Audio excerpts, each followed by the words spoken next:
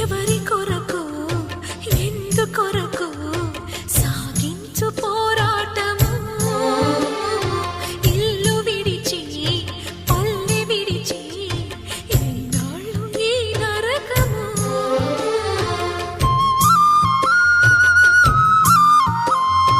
గుండెలో బాధలను దాచుకోవాలి